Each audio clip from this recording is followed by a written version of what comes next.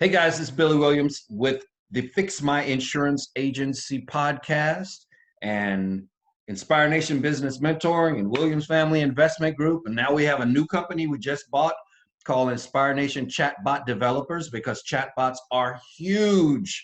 And I wanted to make sure I'm on the cutting edge of that. But enough about that. You guys know I don't like to waste a lot of time. I'm honored to have a friend, to have someone that I would call not just an influencer, but someone who changes lives. You know, some people can influence other people's lives. Some people can change other people's lives. And Matt and what these guys are doing over there at PHP and all over, and just you as a man, you're changing people's lives. So thank you so much for joining me today on the podcast. Billy, honored as well. You know, pleasure helping and also a fellow veteran. No, absolutely. So this is Matt Sapaula. I'm not going to tell your story, Matt. You tell your story. Go ahead, big guy. Sure. 8 years in the Marine Corps. My 7th year in the Marines, I stumbled across financial services. It was just primarily a way to pay the bills and transition out of the military. I could not re-enlist because the Marine Corps unit I was part of it was a 50 Marine Expeditionary Unit. It was a special operations capable unit. We were deployable within a 72-hour period, and I could not be a single father with custody of my kids. So they weren't going to re-enlist me. They weren't going to offer me another 4 years unless I had somewhere else for my kid to go. So here I am, single father, and I needed another job. And when I bumped into a retired master sergeant who had happened to be also in the financial services, he basically kicked the door open for me and introduced me to a world that I never knew was possible for a kid like me in Chicago. Our family immigrated here from the Philippines, and the only way they validated you as a productive human being in society was to go to school, get good grades, get a college degree, and join the medical profession. Right. And so I was a black sheep. First of all, I'm 6'3". First of all, I was in the Marine Corps, and I wasn't going to college. So make a long story short, this industry made sense to me because I remember my first paycheck, Billy. After seeing my first couple of clients, I got a $400 check. Now, They may not seem like a lot of money, but it was half my military paycheck every 2 weeks, every 1st and 15th. It was half my paycheck. And I'm like, I made this in 2 hours. I made $400 in 2 hours. So I made this transition. Quite frankly, Billy, I didn't realize I really loved insurance, life insurance and annuities until maybe my 2nd or 3rd year when a consultant came to me and said, why do you do what you do?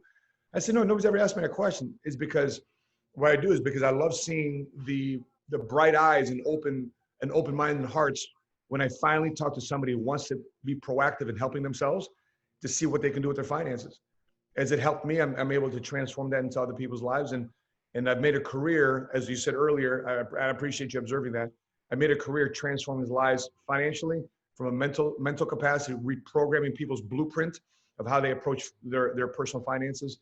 Now, obviously, what we do in this industry is creating generational wealth, and that's what jacks me up. And now, in the last 5 years, Billy, I've been solely focused on the agency building, team building, scaling side of what we do, and it's paid off humongously. Okay, so let's jump into 2 things that you brought up there that I really want to get into. Number one, generational wealth building.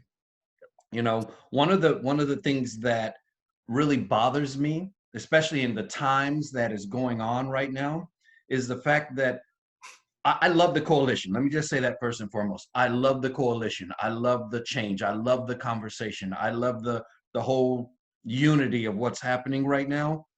But a lot of those problems could be eliminated if we understood wealth building. Because at the end of the day, if I am a millionaire, a billionaire, if I'm black, blue, green, yellow, you know what I'm saying? I'm in a whole different world than if I am begging and hoping and wishing that you will value me, that you will say I'm worth $12 an hour versus $10 an hour.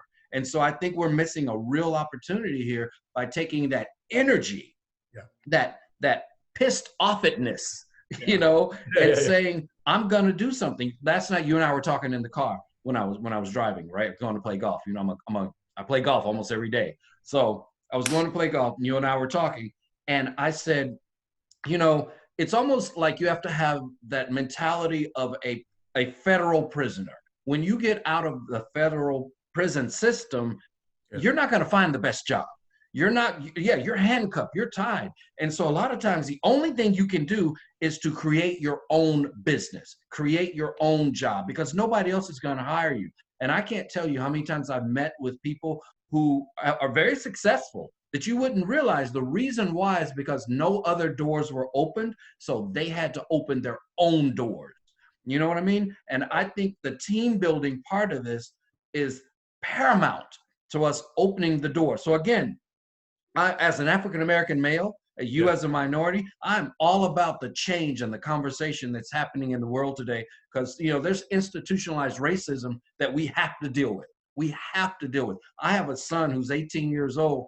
I'm afraid for him to walk the streets. We live in a very nice neighborhood, and I'm afraid for him to walk the streets at night by himself because he could get, you know, racial profile or any kind of deal. So I think the conversation is very important. But my son is also involved in my business. My son is also involved in the finances of what we do. He's an economics major. He's doing all these things because I want to unlock his mind from that. I don't want him to have that mentality of, I need someone else to value me. I want him to have the mentality of, this is my value.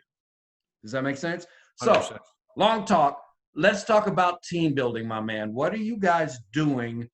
And just kind of break it down for me, the whole team building aspect. So from the recruiting standpoint, from the leadership development, so there's a lot of things to unpack.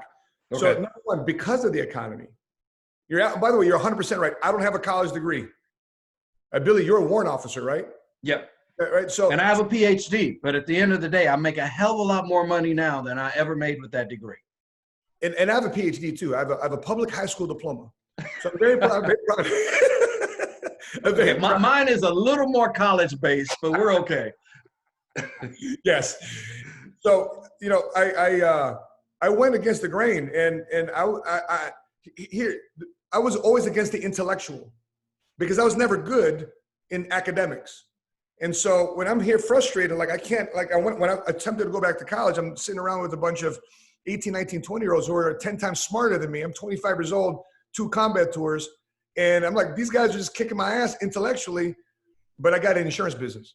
Right. And the college professors, what are you in college? I said, I want to make some money. So, well, good luck with your thing.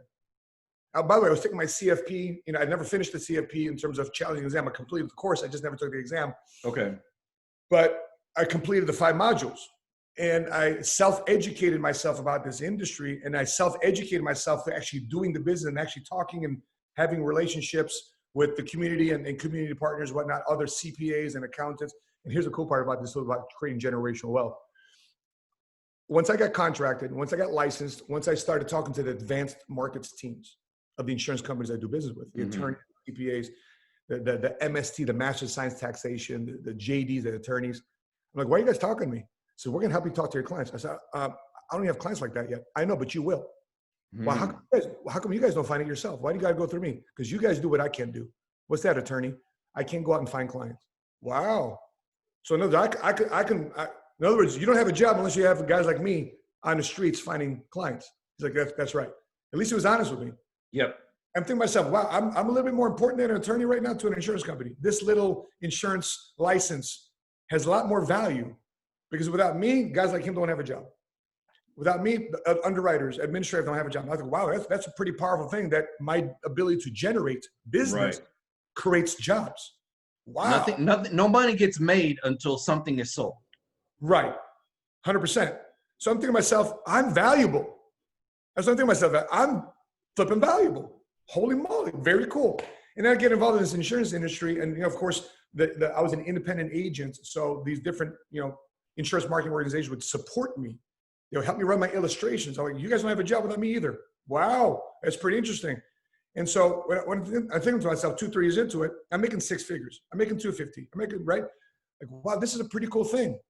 Pretty cool thing. Without a college degree, without a financial internship or a business internship, I'm learning from consultants. I'm learning from coaches.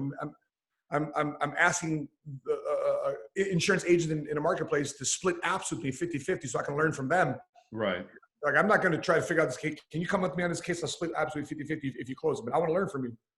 And that's how I would learn. And so when it comes to this marketplace today, 47 million people filing unemployment. People waiting for a pandemic check. I mean, we talk about three different types of people going through this economy right now. Number one, you were prepared. You knew in an 08, 09 what it was like to be financially in pain. You know what it was like an 01 dot-com bubble. So you made adjustments. You got prepared. You stacked cash. You insulated yourself from a drop in the recession, pandemic. And these people are doing fine. Matter of fact, these folks, number one, they're ready to go into the marketplace to take advantage of an opportunity. That's one. Right. The second type of person, getting lazier. I just wait around. I wait around. And quite frankly, we've seen not only one round of layoffs, we've seen 2 and 3 rounds of layoffs, right? And the third round, this third round of layoffs is going to be higher income earning folks, the professionals, right, are getting laid off. I mean, the luxury industry laying their people off. The hotel and restaurant industry laying people off. You know, we just had to defer our $21 million contract with MGM Grand. We're supposed to have a convention at the MGM Grand this August. We deferred it till next year. We signed a multi-million-dollar contract with them to have our convention. We rented out the arena. They deferred it to next year because they're not opening up conventions. It wasn't our fault. You know, a force majeure type legal contract in there. And so when it comes to the opportunity, Bob Kirshner, who's a former CEO of Hartford, former CEO of Limra, he's now on our board. And he said, when I was the CEO of Hartford, he said, when there was recessions, the higher quality of people would be attracted to our industry. Mm-hmm. Why? Because it's been proven that it's recession proof. No matter what happens in the marketplace, people still buy and lean on insurance. Yes. And I think Value Penguin created a study. 86 more million people are wanting to buy life insurance because of the COVID-19. Because they were going to defer this, or they got laid off from the job. They'd had insurance, no longer have it through their job insurance, whatever packages of insurance they had. Now they want to get their own private insurance. And so opportunity on the career side, opportunity on the consumer side, these things are combining together right now. And I always say this, Billy, I always find out the truth of a relationship, not in the good times. I always find out about the truth of a decision, not during good times, but in the bad times. Yep. You don't know a person until you go through bad with them. And right now, we've added jobs, we've created jobs. Our recruiting is through the roof. Okay. Our guys right now, brand new guys in the industry. I have 25 guys last month that made over $10,000 income this month, and they're in the industry for the first year. Got it. So it's two of my guys are over 50,000. One of my guys over 100,000 of income for the month, $148,000 for the month last month. So now, because those are numbers that a lot of agents would look at and go, man, I'm just trying to get my $10,000, $15,000 commission check from my PNC side and all that. But a lot of that has to do with team building. I realized real quick in this business that in order for me to get to the levels that I wanted to get to, I was going to stop at a certain point. Me personally, I was going to stop. I needed a team of people who each maybe had a stop point, but together our stop point was much higher than what it would be if I tried to do it by myself. Right. So that's why I started the investment arm, because I realized that I didn't want to just be one big shop. I wanted to be a part of multiple big shops. And now we got 160 something investment partners, but the way I did my team building, because I know these guys are like, well, get us to the team building part. Tell us how to do this. Okay. I'll start off. The way I built my team was I went and found people who wanted 1 or 2 levels above where they were. Yeah. I had the knowledge, the experience. I wrote everything down from my military days, as far as tracking. I had the job aids. I had the list. I could give you the list and teach you what to do, and I'd already done it. So you could role model after me. And I would just go after those folks. But how do you guys over at PHP and the organizations, because I know you do things in a nonprofit world as well to help out, minorities and other things. How do you go about recruiting people, team building? Sure. So a couple of things. Number one, we're looking for people looking to switch their careers. So you're not looking for people within the career who want to go to a different level. You actually prefer people outside of the career. Yes. Exactly. Majority of our guys that come into PHP agency, that come into my agency, are brand new, but they're already service-based professionals, right? They're consultants, attorneys, tax preparers, They've been in sales. They've been energy brokers. So there's some form of service-based sales where they know they have already a inclination to want to control their income. That's number one. Okay. Number two are people that are forced to change their career. You got a bunch of guys right now in their late 40s, early 50s. They've been laid off multiple times right now, and they're realizing they can get laid off again, even coming back to their job because they're at the high income bracket. Mm-hmm. They're forced to make this career change. The best part about them, they see other people their age are about to retire too as well. They're about to have a conversation. So it's an easy, natural conversation. They see them on the golf course, right? It's an easy, natural conversation. Hey, listen, I've switched careers. I don't know if you know this. I've switched careers. And they pitch from there. Not everybody does business with them initially, but because everybody kind of feels them out for about 3, 4, 5, 6 months. And then, okay, this is not just a one-time sale. You're actually legit with this thing. You're sticking with this decision. Yeah, okay, well, cool. Let's take a look at some of my stuff then. That's how they build trust, even if they are talking to people in their current network or friends and family. Mm-hmm. The third type of people that we're recruiting are people in transition, military in transition, as well as professional athletes in transition. Why? Because they're used to a certain level of identity, a certain level of esteem. They're used to walking to a room and they're respected. And now after their playing days, or now after they're no longer in charge of their company or their battalion or their regiment or their squad, right? Now they want to regain that respect. They still want to find a way to serve and obviously find a career that can feed their family. So there's a broad array of people that we attract into this industry. And obviously, the question we ask yourself: what life do you want? What type of lifestyle do you need to live? Do you want to live? And you just do the math. We have a resource out there called EPI.org. It's the Economic Policy Institute's third-party nonprofit website. You punch in their it's EPI.org. Yeah, okay. Right. EPI, Economic Policy Institute, EPI.org. And we say, okay, you live in Chicago, you live in LA, you live in whatever. Okay, great. This is that type of income that you need to make to keep your head above water. Right. And what people find, Billy, is that their current job and their household income, if both spouses are working, is not even meeting that income level based on their city, state, and county. If they have a single parent, 2 kids, like myself, single parent, 3 kids, husband and wife, 2 kids. It'll show you what type of income ranges you need to make to keep your head above water based on cost of living in that area. Okay. And so that is a resource that we use for people. If you're making $50,000 a year and you need to make $80,000 a year to live in the city and state and county, how are you making up the difference of $30,000? So we sell them. And then a lot of our guys too as well, Billy, they enter the industry on a part-time basis just to see if they even like it. Right. If I can show you how to make another $2,000, $3,000, $4,000 extra a month, and instead of, and here's what we sell them. Instead of all the BS stuff you do in your calendar, Netflix and chill and binge watching TV and all this crazy, especially during the pandemic. Right. Apply that same type of energy and pissed off, what do you call it? Pissed offness. Pissed offness. Yeah. Into something that's positive, that something's going to give you a return. That's a Ph.D. word. Right. You combine 2 words like that, man. Right. And so, right. And we'll teach you a new craft. I mean, think about it, Billy. I mean, for the most part, just getting involved and just getting licenses, I mean, it's pretty inexpensive to get involved in this industry, right. Working with somebody. And if you like it, then you can decide if you want to build your own agency, right? But that would be it, because think about this, the recruiting process. I took this lesson from my initial interviews with Merrill Lynch. They wouldn't hire me, but I remember the question they were asking me: what college you go to, what network are you part of? Basically, can you get me rich clients? Right. And I'm like, oh, so you're hiring me not based necessarily the reason why I might have based on my college degree, if I'm still part of the alumni association, I'm a part of the boosters, I'm a part of my collegiate athlete. Can I go back to, right? Right. That's why I asked him, like, what type of client can I potentially bring you? It wasn't necessarily because I have a bachelor's in whatever. It was what type of network, what type of absolutely. Right? What type of referral partners can you bring to us? I got you. That's right. So that's what I'd say. So I'm asking people from a team building standpoint, what type of life do you want to live? Even though we're in a logical, technical industry building, people still want to live a life. Right.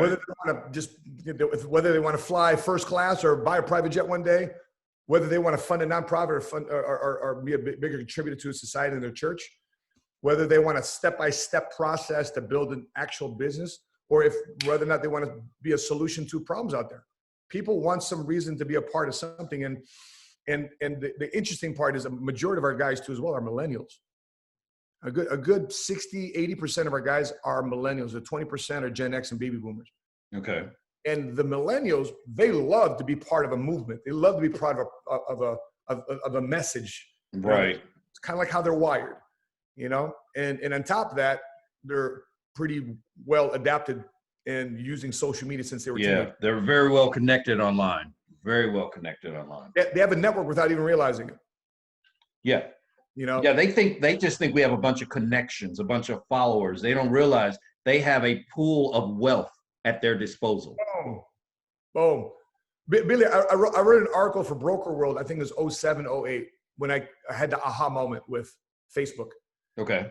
I qualified for a carrier trip, right? They flew us out to the Bahamas. And Billy, I mean, the insurance industry, I mean, the average age is like, the average agent age is like 58, 59. Right. So here I am, young 30s at that time. I was young 30, mid 30s. And I'm out the Bahamas, right? I'm a single dad. I'm maybe a 7th, 8th year in the insurance industry. So I'm going to the pool. I'm not going to the golf course. I'm going to the pool. Right. I'm hanging out. And next thing you know, a bunch of college students are just jumping in the pool. Bentley College out of Boston. It was a senior trip. Okay. Man, what's going on, guys? What's up, right? And they're just having a good time. And next thing you know, they flip over a laptop poolside. And they're uploading pictures from the pool onto Facebook. I'm like, whoa, what's going on there? They show me their friends, 1,000 friends. You have 1,000 people. So you post this picture and 1,000 people can potentially look at this stuff? Well, yeah, bing, that's a database. Right, yes. I said, I need to get on Facebook. And right away, the next 5 comments, like, comments, blah, blah, blah, blah. Versus me having to send out direct mail and all this stuff, phone calls. I'm like, yo, social media. So that, you know, so we've been understanding the power of social media since late 2000s. Okay, so let me ask you a quick question, because we're talking about recruiting and team building and all that kind of stuff. So for me, YouTube is huge. It doesn't just help me in selling my mentoring services and, you know, chatbots and other things that I do, but it also helps me to just keep my name out there, to be an influencer. But my most powerful, the one that me personally, that I get my value off of, that I make the most money off of, most connections, most influence, is LinkedIn. So how are you using social networking, and which platforms are you using to really keep your name and PHP's name out there? Great. So the social media are just tools. Whatever I'm going to mention here in the next 30 seconds, it all boils down to, can you still sell over the phone? Right. So I'm going to mention you a bunch of tools, but it still boils down to, man, can you still pick up the phone and sell your value? So number one, we use social media, right? And under social media, hold on, before you jump into that, Matt, I'm gonna jump into this, because if I don't say this now, I'm gonna forget it, because I'm old and I don't remember anything. Agents, listen to what he's saying. Those are tools. I see so many agents, Matt, that are trying to email their way to success. You know what I mean? I sent him 7 emails and they never responded. Oh, well, I guess I'll send him another email. So I just wanted to say that. Listen to what he's saying about pick up the damn phone. You know, get back to the basics. The base word of basics is base. Base means to get back to the foundation of something. The foundation is still picking up the phone and calling somebody or meeting them face to face. If you can't talk to people, you're not going to do well in our industry. Pure and simple. Sorry, I just want to say that because I'm old, and if I don't say it while it's on my mind, dude, it could be a week before I remember what I was going to say. So we're okay. You got it, brother. So if we break down one of the tools, which is social media, right? The platforms we use for social media is Facebook, LinkedIn, Instagram, YouTube. Those are the 4 platforms. Right. And what my team does, I believe that hiring a social media assistant, a social media manager, is just as important as hiring your policy coordinator to process your business. Okay. It is that important. And so we've created those jobs. Ivan's here right now, and Alex is doing our how-to videos. We have 4 videos that we're producing, and all they're doing, by the way, is just following my day, watching me drop bombs, and they just edit it into 30-second, 60-second sound bites. That's all they do. That's all they do. They're just grabbing content. Oh, that was a gem. Oh, that was a gem. That was a gem. And they're around us, in learning this language. I mean, yesterday they heard me on social media. Let me get back to. I'm digressing. So social media. So what we're posting on social media is that you don't need to be an originator of content. Right. If you're like, oh my, I don't know what to post. You just need to be a curator of content. So for example, I learned this when I was on radio and TV. Hey Matt, can you come on TV to do this? Can we come on radio to do this? Okay, what do you want me to talk about? Well, there's an article here by the so-and-so and so-and-so. Oh, so you guys didn't create this? No, the Reuters just, so they're grabbing sources of credible, right? Hopefully credible information. They want me to vet it out, and then they want me to comment on it on TV. Right. So translate that to social media. If you find an article, for example, Wall Street Journal, 6 months that shook the world. Okay. They're talking about finances, right? So I'm going to take this article and I'm going to do a Facebook Live. Hey guys, listen, let's talk about the first 6 months of 2020 just rocked the world, didn't it? How are you guys feeling? It's only halfway through 2020. So we're creating some social media engagement. And you're in it's almost like you're developing commentary around the top topics that are out right now. Right. And then what happens here is you're able to express your values. You're able to express what you stand for. You're able to express, oh, wait, this guy's an insurance guy. I like the way this guy is. Because people don't necessarily buy your company, they buy you. Right. You might have a great PhD, you might have a great whatever, XYZ insurance company, but unless they like you, they're not trusting you with their business. And by the way, people want to trust you. They'd rather trust you than a box, than a corporation. Right. So that's it with social media. And this thing, by the way, all these things, the lesson I've taken from the military, everything is SOP. We have standard operating procedures of how to create social media content. So it's all you got to do. Just write down, you're consulting with Billy, you're consulting with your coach, watch the news. How do they start off the news segment? How do they create a hook? How do they create the body of the message? How do you create the call to action? Those are, I just give you 3 things there. Right. The body and the call to action. These are the 3 things that's necessary to any a status update, Instagram post, picture. They need to see you in the game. You see you helping clients. They need to see the clients saying thank you. Awesome. That you support local businesses. Right. So social media is a tool to get you inbound calls, because those are easier to make. If you're returning phone calls versus you outbound making phone calls initially. So I always say 85% of the first 15% of your process in anything that you do, sales, marketing, first appointment, second appointment, right? Policy delivery, the first 15% of that system, your process, is going to determine the 85% of your success or failure. So if I'm able to help our guys with their process, their systems of prospecting, approaching contact, scripts, right? Those type of things, marketing, content creation, that I can teach that, then it's just not me working it. It's 50 guys working it, 100 guys working it at team building, scaling. Yep. Absolutely. And that's so important. People ask me all the time, well, Billy, how did you build Williams Family Investment Group? How did you go about doing this and to get all these together? How do you even get people to let you invest in their agencies? And I say, well, I walk in with a book of success. I have a success book. And I say, look, guys, I've got the scripts, I've got the job aids, I've got the tools, I've got the reports, I've got everything you need. I can tell you what tools to use. I can tell you what your endorsement process should look like, what your claims process should look like. I can tell you all of this, but I'm not going to give you this for free. Okay, it's not going to happen because I've spent 16 years building this. You're either going to become a member of my mentoring organization, or you're going to let me buy into your agency so that I can implement this and we all get better. Yep. It's up to you. Those are your 2 options. Which one you want to do? You want to pay me and use my stuff, or do you want me to pay you and help make you better? That's up to you. You know what I mean? And that's almost what we have to take. You said something there that's very key, very, very important when you talked about social media, picking up the phone, doing all these other kind of things, and how everything is an SOP. A lot of agents can't succeed because they're so busy doing 2 things. Number 1, they don't track anything. They don't have a clue what's going on in their agency. They don't know what they should even track. And number two, they're so busy trying to avoid this.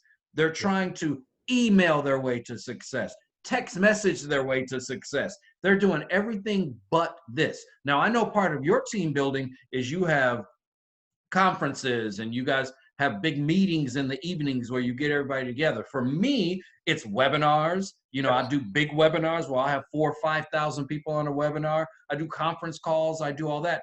But touch on that. And I know we're on short on time. I know you got to go with your mentor and your guy, Patrick Bay. So Patrick David Bay or Patrick Bay David? Bet David. Bet. Okay. Yeah. So, and I know he's very influential in your life and what you've done with PHP. So I want to be considerate of that. But I think a lot of agents don't understand the power of team building. Is you actually have to get a team of people together, whether you get them together in a room, get them together on a call, get them together on a webinar, get them together but you need a team of people together. Get them together on a Facebook Live, get them together on a damn social networking post where you're asking for comments. Correct. You know what I mean? But you got to get a team. Can you touch on that a little bit more on your side? The awareness for me to say, man, I got 24 hours in a day. I got 168 hours a week. I want so much to do in my life. There's so many things I want to accomplish in my life. I cannot do this by myself. I have to build a team. What did John Wooden say? If you want to do it fast, do it yourself. Right. Want to go far, you build a team. I want to go far in my life. And I think the people that are listening to this podcast and people that you're coaching, mentoring, people that are attracted to you, Billy, and your business, they want to go far too as well. Everybody's got a little boy, a little girl inside them still wants to be somebody bigger. They want that recognition. They deserve it. You deserve it. You're listening to this right. You're watching it. You deserve it. And the first thing I'm telling people, man, stop selling yourself short. Stop with your stinking thinking. When an 8-year-old is reviewing toys on YouTube and sells it for 20-some million, I'm like, am I working that hard? What the hell's wrong? Right. And so that was a social media tip right there. TikTok. Look at TikTok. TikTok is huge right now. You know, my son does a TikTok on a regular basis. And I'm like, dude, you're about to turn that into business. You just don't realize it. But we're about to use that for business. But by the way, I'm on TikTok, not because today's business today, but today's 15-year-old that's on TikTok is with tomorrow's 25-year-old married with kids. Yes. Been following me for 10 years. That's why I'm doing it today. Yep. So I'm playing no season on TikTok. And by the way, TikTok's easy once you figure it out. The aspect of building a team, man hours. We learned this in the military when we used to do maintenance on helicopters. PMCS. Right. How many man hours did it take? How many Marines, how many soldiers did it take to fix this weapon, this piece of machinery? Because they track that. If the military tracks that stuff, everything rejected. I asked Patrick Dave, what defines a great CEO? First thing comes out of his mouth. They're data driven.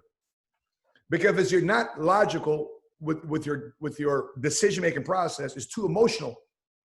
And what happens when your emotions are high? Logic is low. Yep. So if your emotions are high, drive it with data, because that will cause you and it will keep you from making irrational decisions. Money, relationships, when logic is higher, allows you to be more calm. And so, in terms of team building, I'm casting a vision. What type of life you want to live, man? Number two, what type of system can we help you run? What systems do we help you run? I want to make 100,000. I want 250. I want 500. I want $1 million. Great. Awesome. Well, these are the systems we need to incorporate. We need to eventually build this. Okay. You tell me what you want. We can tell you what you incorporate. And when we interviewed Kobe Bryant on stage, he says, one of the things I had to do as a player is I had to work on my weaknesses in order for me to be a good player. I'm thinking to myself, man, the good thing about business, we don't have to necessarily work on a weakness. We just hire our weaknesses. Right. Hire to cover your weaknesses. Exactly. Right. So we've hired my weaknesses. Right. I've hired people around me to show up my weaknesses. So therefore I maintain my strength. I wake up every day fired up about my strengths. That's and then it. The next thing in the system strengths, there's also culture. What type of culture? Do you have a culture which is management, or do you have some fun? Is there a bit of levity? Are there pranks? Are you guys telling jokes? Guys, this is an insurance industry. I mean, how much stressful can it really be? Right. Right. And by the way, you got to play loose, man. You got to play loose. In insurance business, you got to play loose. Tight on your systems, but you got to play loose, right? It's high pressure because you're on the phone.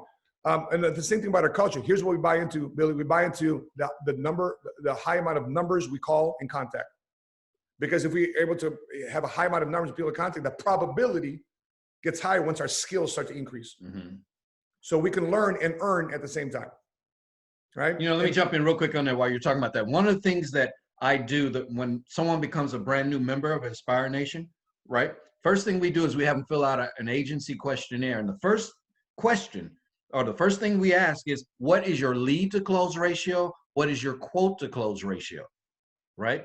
Currently, what is your lead to close and quote to close?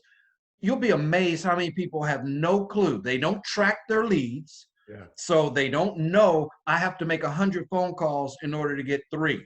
Yeah. I have to, in order to get 3 sales. I have to have 17 quotes in order to close that for business. We ask that first. And I can tell right off the bat, the agents that can get me that data right away, man, we're gonna rock and roll. I'm gonna rock and roll with you. We're gonna move. The agents that are like, I don't know how to do that. I know I'm starting from kindergarten with these folks, because I have to teach them data. You brought up 2 things, and again, I'm trying to be considerate of your time. Number 1, emotion. In my I wrote a book called How to Make Your Business a Magnet for Inbound Prospects, right? And so in the book, one of the things I talk about is controlling your emotion. And emotion sits between thought and action, right? That's where emotion lives. It lives between thought and action. The longer it takes you to take an action after you think about something, the more emotional you're going to be. The only way you can control emotion is by having a set process, checklist, workflows, SOPs, data, all that. What that does is, like you said, when your emotions are high, your logic is low. So what's the most logical thing you can do? Get data, follow a process, follow an SOP, follow a checklist. And then what we'll find is you'll make better decisions, right? Yep. So that goes to your culture. Your culture is nothing but a series of daily habits. Yes. People try to make culture seem like it's all this. No. Well, if I were American Indian, whatever American Indians did every single day, that's my culture. As an African American, things that we went to Big Mama's house on Sunday, we did whatever, that's my culture. You as a Filipino, there are certain things that you have to do, that's your culture. So guys, when you talk about building your culture is what are the habits that you're developing every single day in the organization that you're a part of, in yourself, and in the teams that you're building. And the only way you can develop those habits, you got to track them, and you got to know what those habits are supposed to be. Does that make sense? I mean, I know I'm kind of going on a rant. Does that make sense? Locked in, man. That's why we locking in, man. That's why we locked in. Yeah, and it also goes without saying. I mean, you have to find a way to have fair compensation. Yeah. Fair compensation and rewards and a recognition program that drives people, because you got to have people. And by the way, people are driven differently. People are driven by performance. People are driven by madness. People are driven by proving people wrong. People are driven by, there's different ways that people We're driven by our insecurities. Our insecurities are the main thing that drive us. People don't realize that. Even the things that we do in confidence are still driven by our insecurities. So for you and me, because we're both in that same situation, I wasn't the smartest student. I wasn't the whatever. That's why I have a Ph.D. Not because I wanted to be smart, but I wanted to prove I wasn't dumb. Yeah, right. 100%. Does that make sense? And that's what drove you with your money, because you didn't want to be poor. You didn't want to have that. So that insecurity of, I might not be the smartest guy in the room, but I can outwork your ass. That insecurity drives you every single day. I love it. So just remember that. It's our insecurities. And that's why as leaders, we need to know the insecurities of our people so that we can push the right buttons to get them to do. Yeah, we can tell them all day long, you need to do this, but we need to understand why they would do this. Yep, 100%. And once you figure that out, once you figure out what they're driven by, it's a wonderful button, because all you got to do in terms of the team building is just reminding them. Yep. Reminding.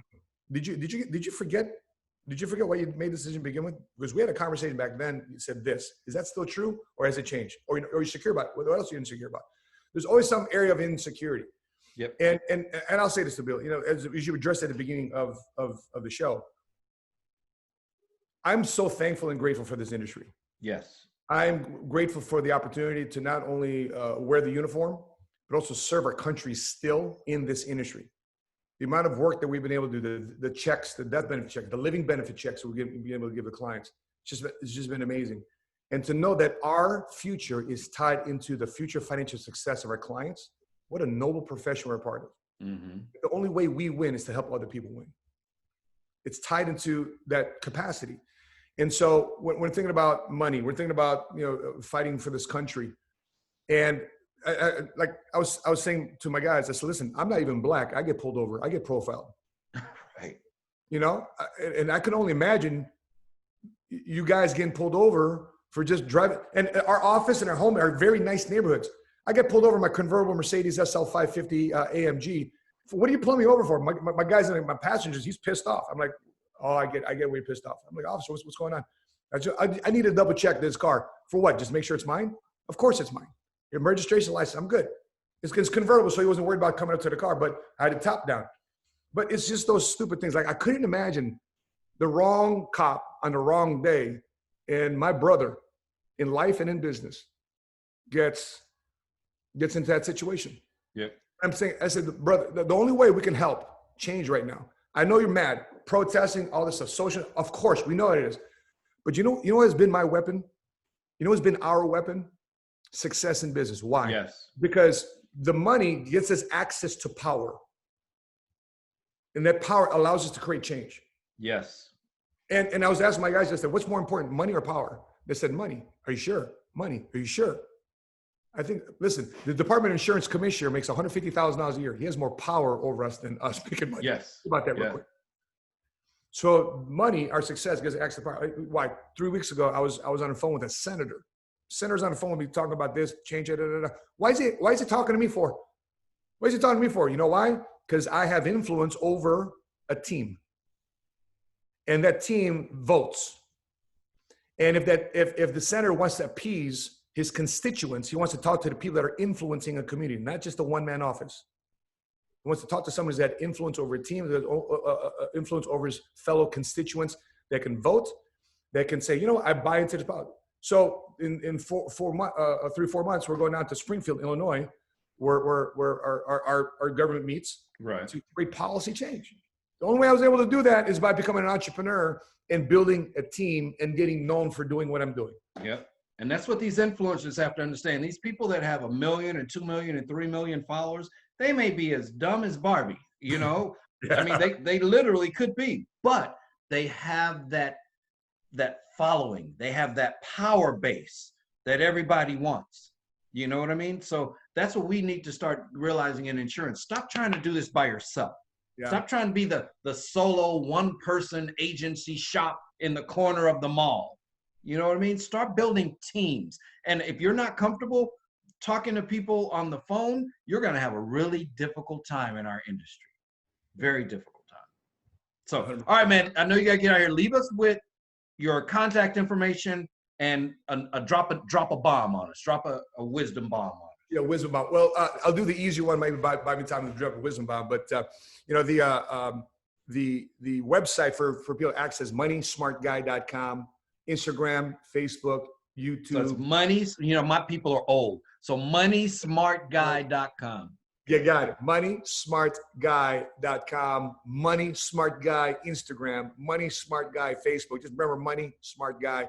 There we go. And I learned that name by accident, by the way, because I couldn't spell my full name on TV as Sapaula.com. And I said, well, what? So anyway, a producer had called me the Money Smart Guy, and I just picked up the handles. It was basically there we go. Rebranding work. So moneysmartguy.com. And I'll say this. We had our guys recently read the book, The Game of Numbers. Mm-hmm. The Game by Nick Murray. It's not your normal $15 book. You can buy it for like $50, $60. It's expensive, and he does it. It's like one of my books. My books are $49.95, but I'm gonna give you $10 million worth of revenue. Of course, it makes sense. Duh. I mean, I'm tapping into your wisdom that you're able to document and put on to help and bless my life. Why wouldn't I pay that type of money? Right.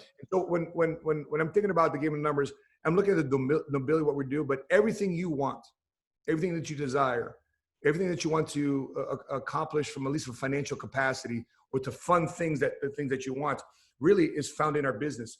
The difference between you getting to where you want and where you're going is the systems and a team that you're able to build in between. Because the last thing I wanted to do, and there was a time in my life, 12 years of me being an individual salesperson, depending upon sales, is depending upon my ability, the pressure on my shoulders to pay everybody's bills. Wow, that was a lot of pressure. It wasn't until I created a team. It wasn't until I created a system. It wasn't until we adopted a culture that I was able to build a team and a movement that people wanted to be a part of. And today, less than 1% of our income comes from our personal efforts. 99% of our income comes from passive income, comes from dividend portfolio income, all because we decided to invest in building a team. And the thing is, if you're able to invest in people, you're developing people. As you're developing people, guess who you're also developing? You're developing yourself. Yeah, absolutely. And what a beautiful thing it is that the next best version of you is knocking and saying, hey, I'd love to meet you. I'd love to meet you at $1 million a year. I'd love to meet you at $5 million a year. I'd love to meet you at $10 million a year. Look at the contribution, look at the life, look at the things, look at the influence, look at your kids, look at your grandkids, look at the impact they're making in society. Look at the change that they're making. Everybody's remembering you because of the team that you built. And if you ever wondered if you ever made an impact in your community, you look back on your business and the impact that you're making. I love the fact that we can do three things. I love to teach the money business. We can transform people's lives, and we can transcend the last names of people that can bend the branch of their family tree, boom, and they plant different seeds on different ground, and that family is blessed forever. Why? Because they just decided to build a team. Awesome, awesome. Well, I know you got to go. You got to go meet with your mentor and your buddy and everything else. Always a pleasure there. Always a pleasure, good sergeant. So what we'll do, guys, just want to let you guys know he is Matthew Sapaula, the smart money guy. Okay. Money smart guy. Money smart guy. Money smart guy. Got it. Well, I'm sorry about that. Money smart guy. But check him out. Also, check out Inspire a Nation Business Mentoring at inspireanation.org, not .com. You can go there, but it'll just take you to .org. Inspirenation.org. Check us both out. We're here to make your lives better every single day. That's what we do. Okay? Thanks, Matt. Appreciate you. Honored to be here. All right. Bye-bye. Bye-bye.